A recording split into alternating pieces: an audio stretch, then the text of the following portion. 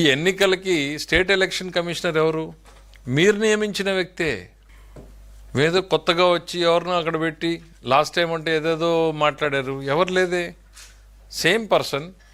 మీరు నియమించిన వ్యక్తుల మీద కూడా మీకు నమ్మకం లేదా?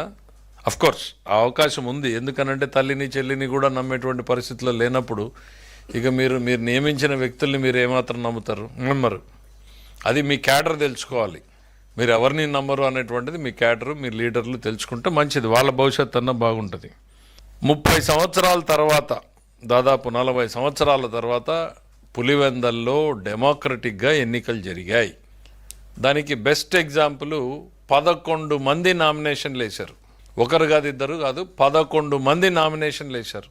మీరు నిజంగా ఫోర్స్ చేయాలి అనుకుంటే మీలాగా ఏకగ్రీవం చేసి ఉండొచ్చు, లేదు ఇతరులు వేయకుండా ఆపుండొచ్చు. 11 మంది నామినేషన్లు వేశారు అని అంటేనే ఎన్నికలు ఎంత స్వేచ్ఛగా జరుగుతాయన్నటువంటి నమ్మకం కలిగిందో ఆ క్యాండిడేట్లు పోటీ పడ్డం చూస్తేనే అర్థమవుతుంది. మీరు ఇంకా ఏదో మాట్లాడుతున్నారు, డీటెయిల్స్ ఇవాళ కడపలో కూర్చుని మా వాళ్ళు అక్కడి నుంచి డీటెయిల్స్తో సహా ప్రెస్ మీట్ పెడుతున్నారు. జగన్మోహన్ రెడ్డి గారు చెప్పిన దాని మీద ఏంటి, పోలింగ్ బూతుల్లో ఏజెంట్లే లేరు అని. అంటే ఎంత కాన్ఫ్లిక్టింగ్గా మాట్లాడతారంటే 11 మందికి ఒక్కొక్కరికి ఇద్దరిని ఇచ్చారు ఏజెంట్లు. ఒకరు ఏజెంటు, ఒక రిలీవింగ్ ఏజెంట్ ఇస్తే అందరూ బూతుల్లో ఉన్నారు.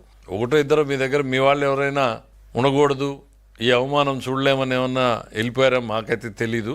మీకు ఒక లైవ్ ఇన్సిడెంట్ మీరే చూపించుకున్నారు కదా, పోలింగ్ బూత్లో తెలుగుదేశం మన వైసీపీ ఏజెంట్ మీద దాడి జరుగుతోంది అని. మరి లేని ఏజెంట్ని ఎట్లా కొట్టారు తెలుగుదేశం వాళ్ళు?